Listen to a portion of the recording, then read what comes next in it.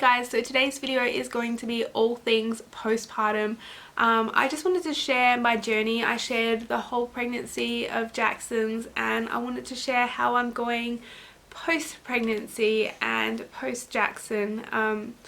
If you're not familiar with our story, our son Jackson was diagnosed with a pretty severe heart condition at 20 weeks, and after speaking to countless doctors, midwives, specialists, and most importantly, I guess for us, parents that have been through this, parents that have had their children have this heart condition and either survive and do great, but more importantly, parents that their children were born with this that didn't survive, that couldn't survive, that either passed away, you know, just before birth at full term, during birth, passed away within a couple of days or hours after birth, after the first surgery, second surgery, third surgery, after a heart transplant, babies that went in for surgery and came out brain damaged. After speaking to a lot of parents who have been through all that and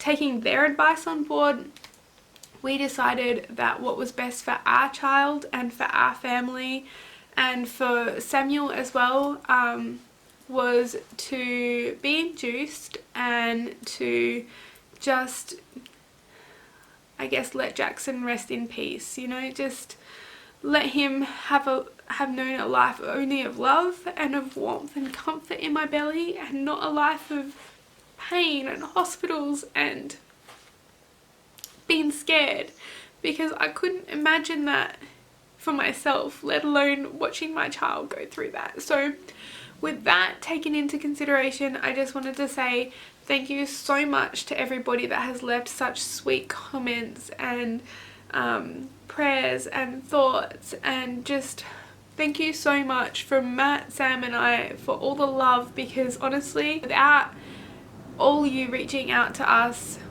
people that we never would have got to speak to beforehand, people that we wouldn't have met that have been in the same position as us, I feel like it would have been a lot harder without having that support network around us. So thank you, it honestly means the world to us. But I'm going to stop rambling. Sam's going to wake up soon. I'm just going to jump into how things have been going post Jackson's birth.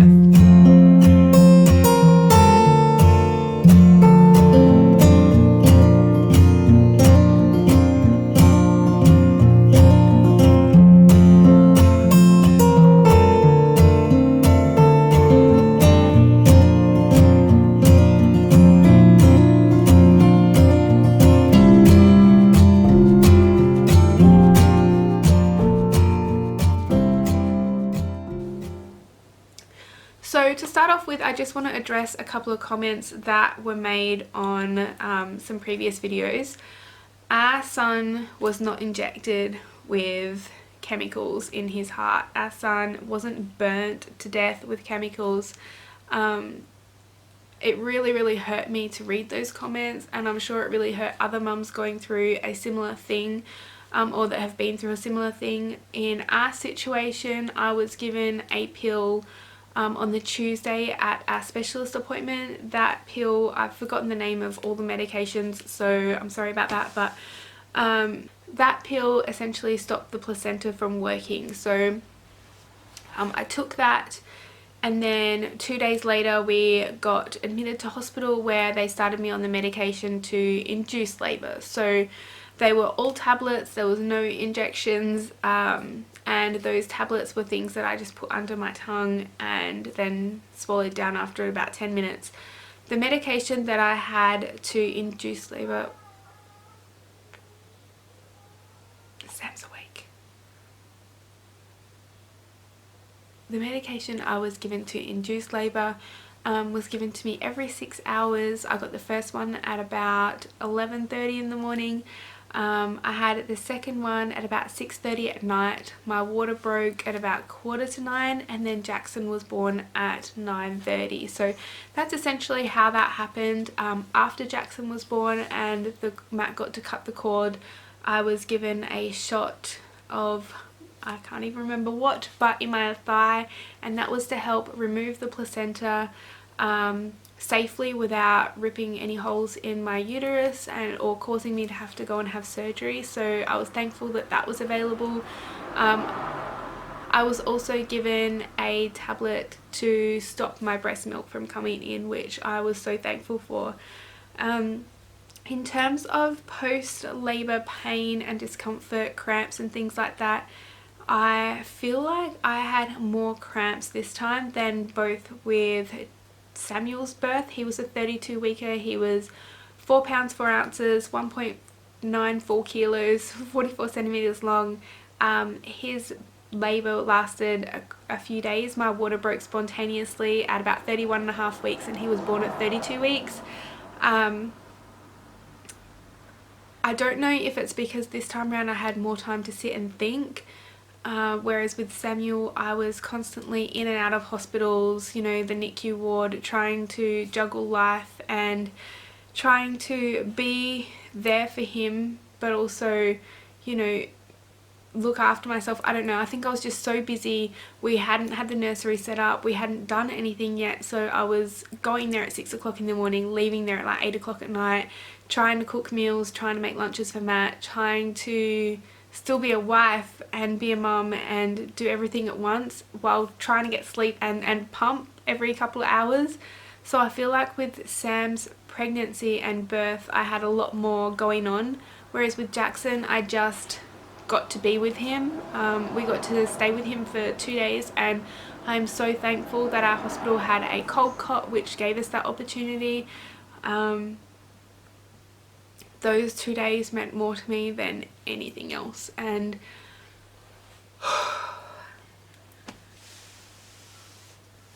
I don't know what I would have done without them. So in terms of after pains, they were definitely a lot more intense and they lasted a lot longer. I feel like they lasted about a week and a half to 2 weeks, the cramps, and even still now I don't know if anyone else has had this or if it's weird. I had it after Sam as well, but like phantom kicks, which honestly take my breath away and make me want to burst into tears every time I feel them. So I'm not sure what that's all about. I'll have to ask the doctors next time we go in for an appointment, but yeah, it's really weird. It's just like it feels like a baby kick in my belly, so I don't know, that's a bit strange. In terms of my breasts, they were pretty sore and tender for the first couple of days.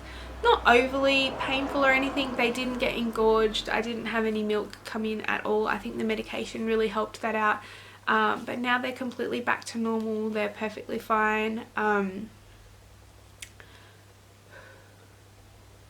In terms of bleeding, I am still getting some discharge, like the actual bleeding has stopped, but I'm having a little bit of discharge still. So I'm not sure how much longer that is going to go on for, but again, that is much longer than Samuel's birth. With Sam's birth, I also lost a litre of blood, so I don't know if that had anything to do with it, that was why I didn't bleed as much. I'm not entirely sure, but yeah. So that's where I'm at with that. My energy levels after birth have not been great.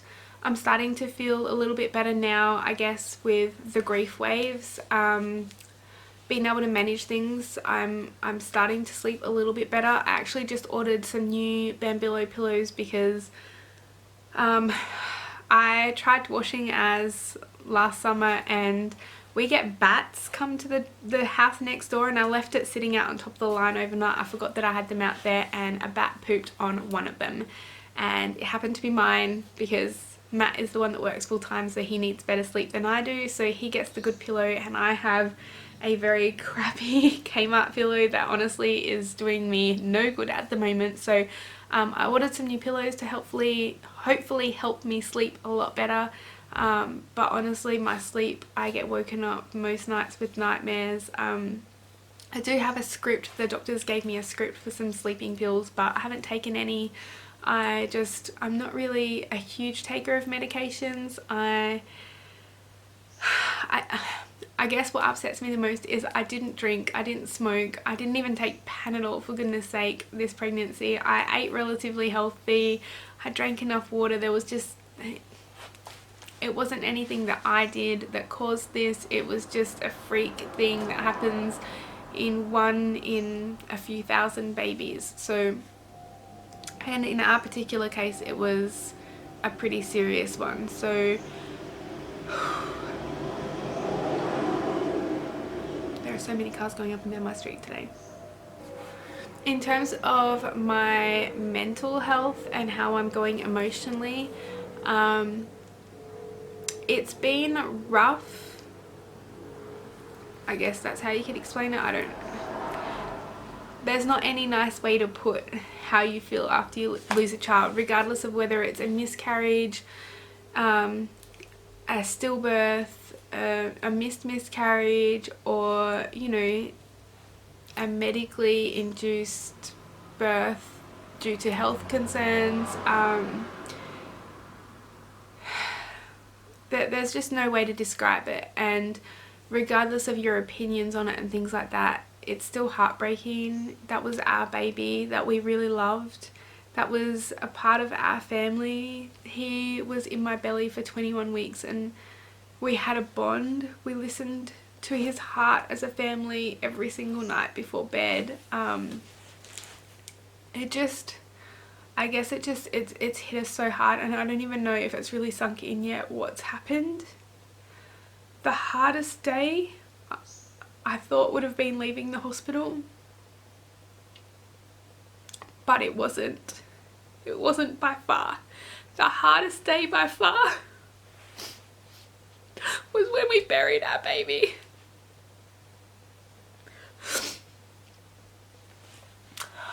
We went to the funeral home at 9 o'clock in the morning, and his little body had deteriorated so much. I'm so thankful that I got to see him. I'm so thankful that I got to hold him and cuddle him and love on him that one last time, and I think I would have forever regretted not doing it. But seeing him that way was really hard. It was really hard. We spoke to the funeral directors and they allowed us to take him to the cemetery in our car. So I had his little casket on my lap while Matt drove. I'll never forget that drive. It felt like it went so fast, but at the same time it went forever. It just didn't stop. And then watching Matt lower him in to the ground,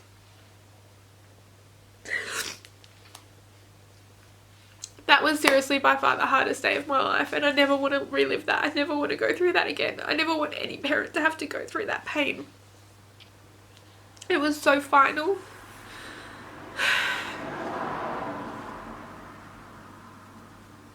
Since then, the grief has been coming in waves. So I've seen other people explain it this way, and it makes sense when you're going through it.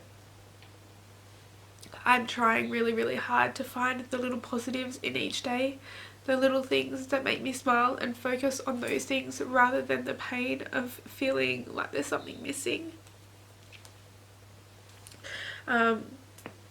I have a little charm here. I don't know if you guys can see it. Holding that rainbow charm close to my heart when I'm feeling low has really helped. Knowing that Jackson has the exact same charm in his hand, I don't know, it just makes it feel like he's a bit close to me. Another thing that's helped is Samuel gave Jackson one of his little Lightning McQueen cars, and he's holding it in his left hand. He's holding the charm in his right hand, and he's holding them kind of like this. That's how we place them. Knowing that he's holding that car, and when Sam plays with his cars or when I pick it up, I think about him, and it's kind of like we can be close to him through those ways. So yeah, like I said with the grief thing, it comes in waves, it comes and goes. Some days are easier than others. Today was hard. Yesterday I managed to not cry at all. Today I've spent a lot of the day crying, and I expect that these feelings are going to go on for a very long time. Today in the post I got a certificate of, I guess, a lease of his plot. I don't know why, you just can't stay there forever, but you know, when you bury your child you only get 50 years to have him there, so there's that. We need to still put his plaque up. I just don't even know what to write on it, and I want it to be so perfect. So while we're waiting and thinking, I'm going to go and print out a picture of him and put his name on it, and we're going to laminate it and stick that above his grave, so that, you know, he has a name and his face, and so I guess people know where he is. I don't even know what I'm saying. The whole process has been just so bad. I've just been trying really hard just to get up. I find that if I make the bed in the morning, it helps me not want to go back to bed during the day, or, you know, because I don't want to have to make it again. If I don't make the bed, I feel like jumping in there quite a bit. I found putting makeup on in the morning helps. I guess just gives me that little motivation to start the day, and not sleeping in till ridiculous hours in the morning like we have been doing. I find that if we just get up when Matt goes to work, it makes the day easier. So I've been using those as coping mechanisms. Today I went for a nice bushwalk with Sam. We went up to a place called Antsy Hill, and I feel like I'm going to try and do that more regularly, like a few times a week. It just, having the fresh air and the birds and the blue sky, and just, it was such a beautiful day today, and it just helped. It helped to be not confined into four walls that I don't even like. I don't like living in this house. That's why we wanted to build the new house. But to be feeling like you're trapped here because you're too scared to go out, you're scared because someone's going to judge you, or somebody's going to notice you or look at you in a weird way and it's going to make you cry. Scared to go and see your friends because you don't know how to look at them, you don't know what to say, they don't want to say anything that's going to upset you, so they don't know what to say. It's just so awkward, and it really is just, it's hard every day. But yeah, I don't want to make this video too long, so I'm probably going to end it here. I just wanted to share with you guys my experience so far and have this documented so I can look back on it in the future. It's been a bit of a rough journey. I do want to ring my granddad and talk to him about it. My grandparents, they had a child that passed away a couple of days after birth. I believe he had heart defects as well. He also had limbs missing, so he didn't have any arms or legs, just feet. My uncle and aunt have also been through this, and they lost their son Michael. So my grandparents lost David and they lost Michael.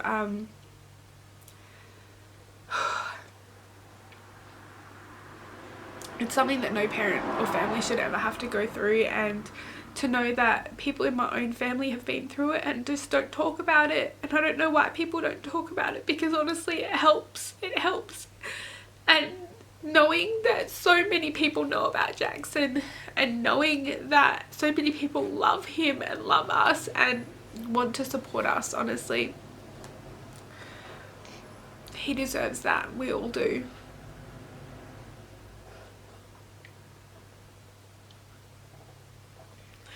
I just wanted to say that any family going through this, anyway, I'm going to end this video here. Samuel's waking up and I need to go and be a mummy to him and shower him with love and attention.